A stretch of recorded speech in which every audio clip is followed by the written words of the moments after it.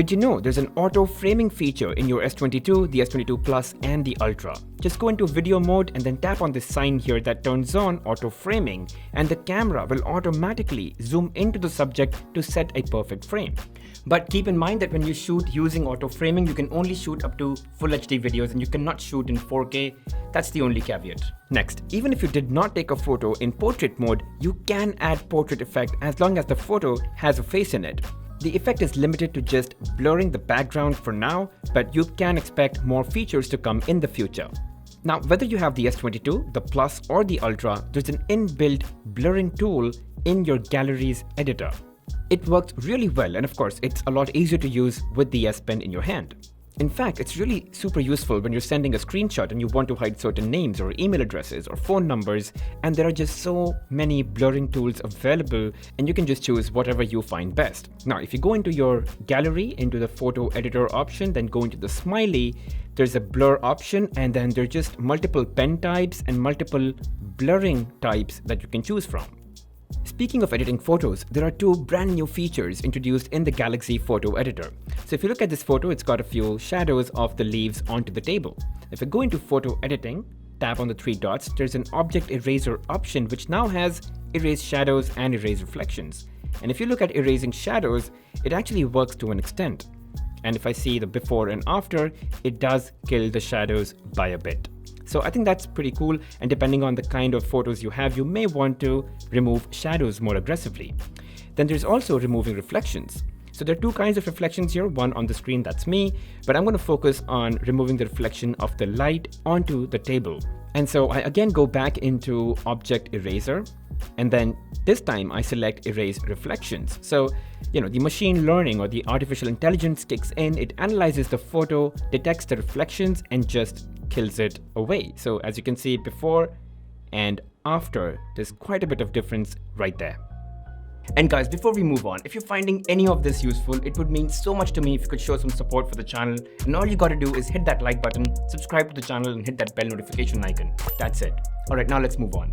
Now, although this is nothing new, but your S22 devices can wirelessly charge other phones and accessories that support wireless charging. So it could be a phone, it could be your Galaxy Watch or Watch 4, or it could be your Galaxy Buds, or any wireless earphones that are supporting wireless charging can be charged on the back of your phone.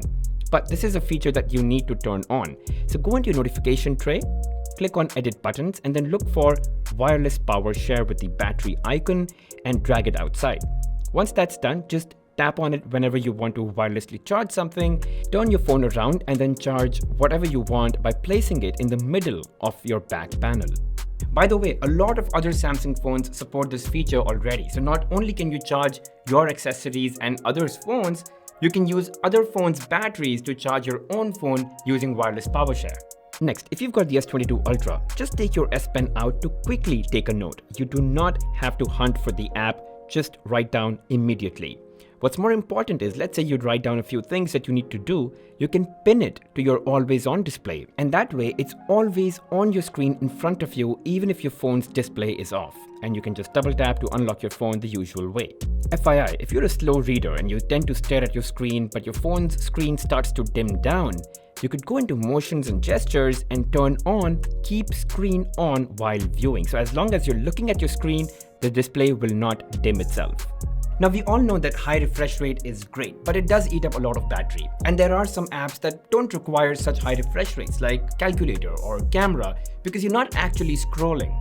So let's say I fire up my Calculator app and there's no scrolling involved, so what's the point of 120 Hz over here? And I'm just merely wasting away battery.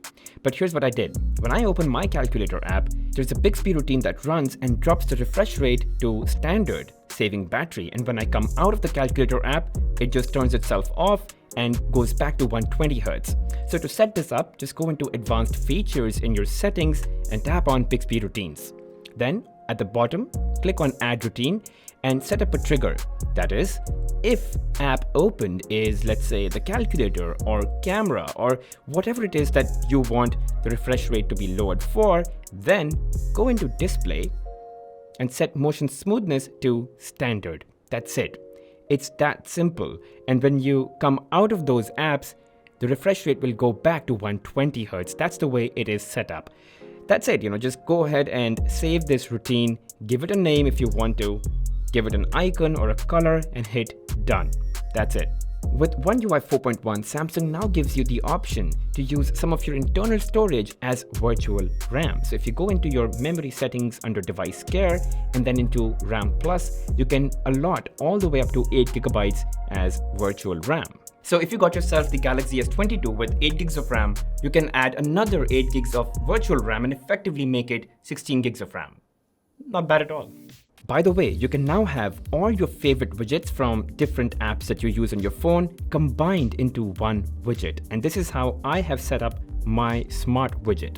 So when you get your phone, you've got the weather widget, right? Long press on it, remove it. Now, long press on your home screen, click on widgets, then expand smart widget and pull out the biggest one on your home screen. Resize it so that it fits your entire screen. Now, you can long press it and edit this to have the widgets that you want from your favorite apps, and you get all the options here. Of course, you're limited to the 4x2 space, but it's better than having multiple widgets floating on your home screen. And you can long press on any of these and reorder them so that you can set the priority. For S22 Ultra users, there's one very neat use of the S Pen.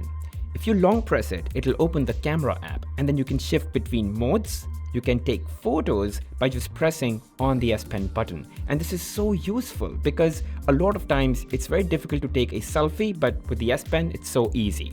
Now imagine that I could go from this picture to this, or from this picture to this. Of course, it's part good editing, but it's also because of this app that I use to take photos which are in high quality called Expert RAW, which is only available for select Samsung smartphones, including the S22 series. Just like the Pro mode, you get manual control over aperture, shutter speed, exposure, white balance, and focus across all lenses on your phone. You also get this histogram view and you get metering modes. But what's different is that with the Expert RAW app, you can click a picture with a lot of detail. It captures a 14-bit RAW picture, so it's got a lot more detail. It's 30 MB, and when you take it or export it to Lightroom, there's so much you can do to get the desired output if you're into photo editing, that is. Okay, that's pretty much it, guys. I think those are a few things that you can really enjoy on your new Galaxy S22 series smartphone. And if you did find this video useful, you might find these videos really helpful as well. And if you enjoyed watching this video, make sure you hit that like button, subscribe to the channel, and hit that bell notification icon. It goes a long way in supporting the channel. I'll see you guys in the next one.